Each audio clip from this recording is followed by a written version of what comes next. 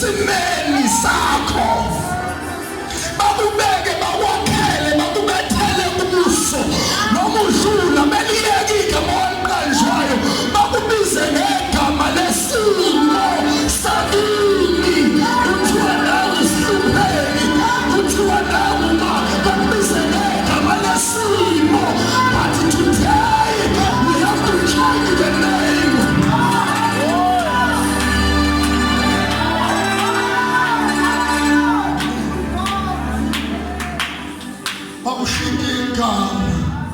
Ngenxa yesimo awusenzanga ukuthi lo mntwana ozalwa kuwona ohlupheka kodwa bakuqamba igama ngawo.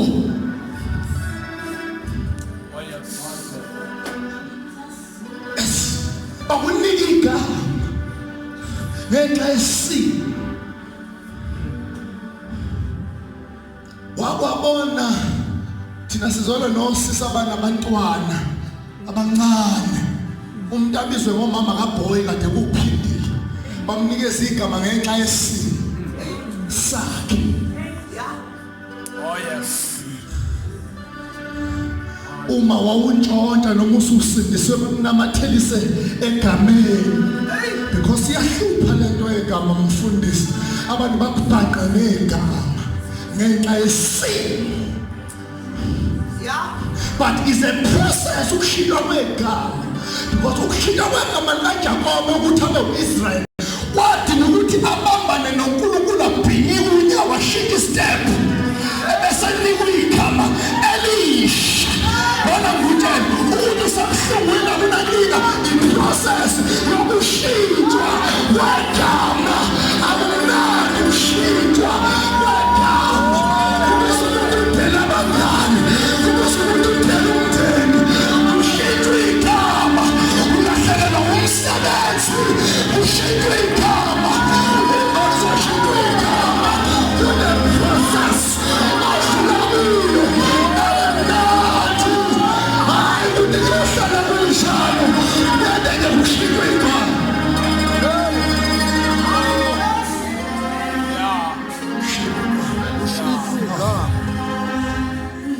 Sisivalele basi bathi bengihlula la kodwa ufuna ukukhuleka nabantu okufanele kushintshwe amagama. Oh yes.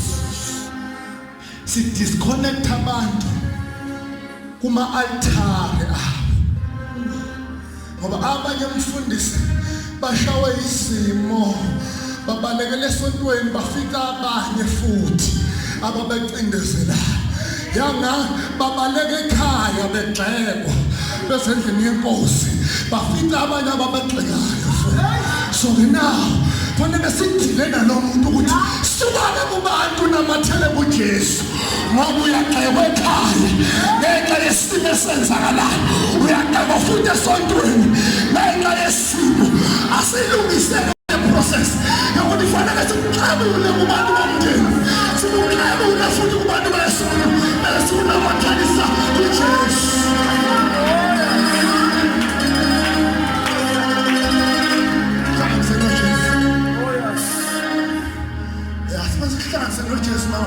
Nabasesontweni bakuhleba ngenxa yesimo sakho ngoba wawashayela manje uhlekwe ekhaya uhlekwe esontweni awunandawo yokubalekela mana kasikuxebulele lapho besikunamathelisa kuJesu igama lakho lizoshintshwa.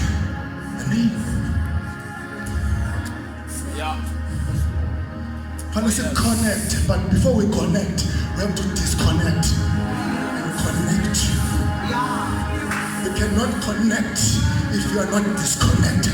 So let us disconnect from izinto zakho sikunamathelise kwesinye. So le process of uketshulwa ayikho mnandi. Kumnandi makukhishwa ukhonkolo kufanele kushawe ugqephu kube ngathi kubuhlungu kanti kuqala ezinye izinto ngoba uma uJesu ezokwenza into wena akafuni ukwakhela kwi-foundation eyakho isifanele aqala ibhizinisi manje uyile process yokubhidlizwa ukuze kwakhiwe manje i-foundation yesinto fanele iqetshulwe phansi ukuze kungena amatshe asezulwini aqale phansi.